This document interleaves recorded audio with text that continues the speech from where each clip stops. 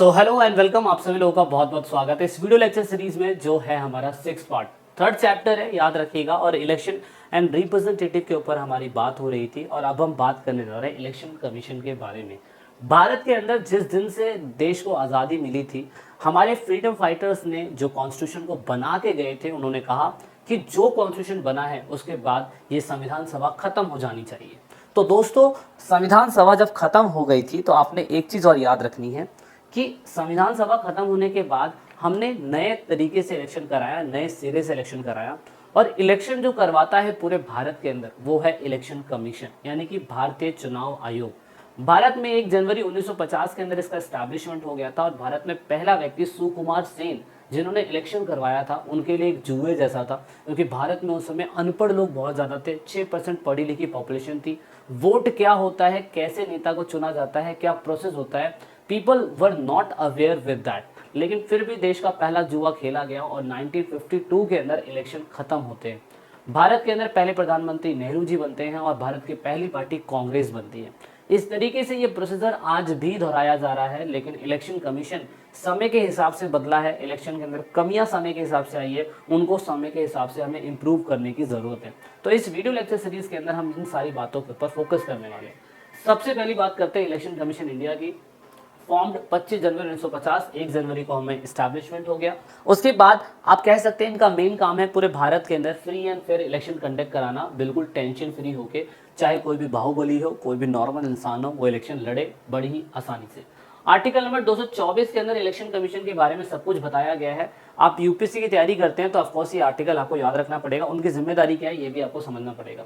Election commission एक independent body है। इसमें प्रधानमंत्री फोन करके अपने लोगों को धमका नहीं सकता है, लेकिन आजकल ऐसा हो रहा है जो हम न्यूज़ एंड मीडिया के थ्रू देखते हैं, यानी कि ईवीएम मशीन की चोरी होना, उन पे कमांड बनाना एक अलग ही आम बात हो गई है। इंडिपेंडेंट बॉडी आज भी इसीलिए है क्योंकि शुरुआती समय में इलेक्शन कमीशन इंडिविजुअल था, बाद में ये प्लूरल हो गया 1989 के बाद। यानी कि पहले पूरे भारत के अंदर एक ही इलेक्शन कमीशन ऑफिसर होता था, फिर बाद में 2 इलेक्शन कमीशन ऑफिसर उनके नीचे अपॉइंट करे गए जो अलग अलग समय में अलग अलग जगहों के इलेक्शन देखते हैं। 1993 के अंदर से प्लूरल बनाया गया और एक चीफ इलेक्शन कमिश्नर ऑफिसर बनाया गया, इसे शॉर्ट फॉर्म में CEC बोलते हैं। सुनील अरोरा एक टाइम पीरियड पे चीफ इलेक्शन कमिश्नर ऑफिसर थे, अभी कौन है, you need to check out this. अब यहाँ पे भारत के 2 अलग कमिश्नर बनाए गए चीफ इलेक्शन कमिश्नर के अंडर में। सबसे पहले भारत में सुकुमार सेन जिन्होंने पहला इलेक्शन करवाया, ये मेन थे, और ये पहली वुमेन थी VS रमा देवी जो पहली फीमेल इलेक्शन कमीशन ऑफिसर थी। भाई जेंडर इक्वालिटी ना हो इसीलिए बताने की कोशिश कर रहा हूँ, जो आपको नहीं मिलेगा। चुनाव आयोग appointed by the president and advice to the council of minister. मेन काम, राष्ट्रपति से कोई लेना देना नहीं है, प्रधानमंत्री से कोई लेना देना नहीं है, राष्ट्रपति ही से अपॉइंट करता है और राष्ट्रपति को ही इन्हें इस्तीफा देने की जरूरत है। एक बार बंदा अगर चीफ इलेक्शन कमीशन ऑफिसर बन गया तो 6 साल तक उस पोस्ट में बना रहेगा। दोबारा इलेक्शन कुछ नहीं होता, एक ही बार चीफ इलेक्शन कमिश्नर बनता है, इसीलिए धांधलेबाजी कम होने के चांसेस होते हैं। दूसरी बात, 65 वर्ष तक ही रहेगा, उससे ज़्यादा नहीं रहेगा। यहाँ पे आप कह सकते हैं कि पार्लियामेंट के थ्रू स्पेशल मेजॉरिटी होगी, जब जाके ही इसको हटाया जा सकता है, या तो प्रेसिडेंट इसको हटाएगा और वो भी एक कारण बताओ नोटिस देकर, जो आज तक भारत में कभी नहीं हुआ है। अब यहाँ पे मेन काम, जैसा मैंने बता दिया, वोटर लिस्ट तैयार करना उनका काम होता है। समय के साथ साथ आप कह सकते हो इलेक्शन का नोटिफिकेशन देना उनका काम होता है, डेट अनाउंस करना उनका काम होता है, लास्ट डेट नॉमिनेशन की क्या है वो बताना उनका काम है, लास्ट डेट अंतिम जांच की क्या डेट होगी, वो आपको अपना नाम वापस लेना है तो उसकी डेट, उसके बाद आपको जिस दिन वोट डालना है वो सब जनता को यही लोग बताते हैं और फाइनल इलेक्शन हो जाता है। यहाँ पे मेन है कि इनका काम कि फ्री एंड फेयर पोलिंग हो सके, निष्पक्ष तरीके से हो सके। चुनावी सुधार ये जरूरी हमारे लिए इसीलिए कि इतने सालों से इलेक्शन हो रहा है, लेकिन इलेक्शन की प्रक्रिया के अंदर अभी भी धांधलेबाजी हमें देखने को मिलती है बहुत बड़ी मात्रा में।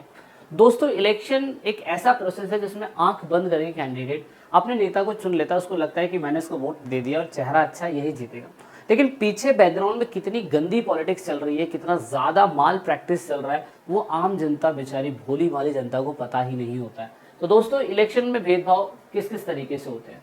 नंबर 1, पोस्टपोन हो जाना इलेक्शन या कैंसिल हो जाना इलेक्शन। नंबर 2, आप कह सकते हैं कहीं कहीं पे वोटिंग मशीन खराब हो जाती है तो रीपोल करवाना पड़ता है, रिकाउंट करवाना पड़ता है। यहाँ पे कोड ऑफ कंडक्ट जिसे हम आचार संहिता बोलते हैं, आचार संहिता, इसको कभी कभार पार्टी और कैंडिडेट फॉलो भी नहीं करती है, तो ये बड़ा लॉस है। चुनाव में एफपीटीपी सिस्टम और ऑफ कोर्स पीआर सिस्टम में बदलने की ये जरूरत है कि अगर हम भारत में एफपीटीपी सिस्टम लाते हैं जो पूरे भारत में अलाउ हो जाता है तो सिर्फ एक ही पार्टी को सीट मिल पाती है और वही रूल कर रही होती है, जबकि सिस्टम होना चाहिए पीआर सिस्टम भारत के अंदर, मुझे तो ऐसा लगता है। दूसरी बात, वुमेन्स को सफिशिएंट रिजर्वेशन देना चाहिए जो चुनावी सुधार का सबसे बड़ा मुद्दा है जो हमें करना चाहिए कि लोकसभा के इलेक्शन में करना चाहिए।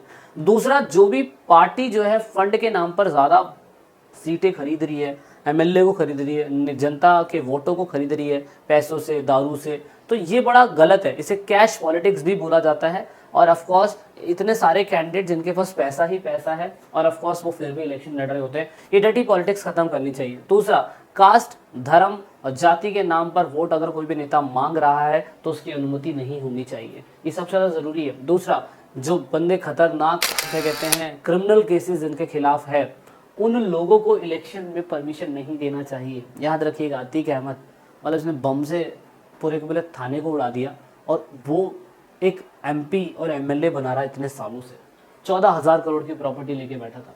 पॉलिटिकल पार्टी सिर्फ उसी को ही देना चाहिए जो ऑफकोर्स रेगुलर बेसिस पे कामकाज कर रही है, रेगुलर बेसिस पे इलेक्शन हो रहे हैं, ये देखना ज़रूरी है। यहाँ पे कहीं ना कहीं कोई अपने शक्तियों का गलत इस्तेमाल करता है, गवर्नमेंट मशीनरीज है उनका गलत इस्तेमाल करता है, वो नहीं होना चाहिए। दूसरा, हमें पहचान पत्र लेके जाना ज़रूरी होना चाहिए। तो ये सारे हमारे सुधार हैं। सो गाइज, ये था इस पूरे चैप्टर में। आई होप दैट आपको चीज़ें समझ में आई होगी। जय हिंद, जय भारत, वंदे मातरम, भारत माता की जय। नेक्स्ट चैप्टर में जल्दी मिलेंगे।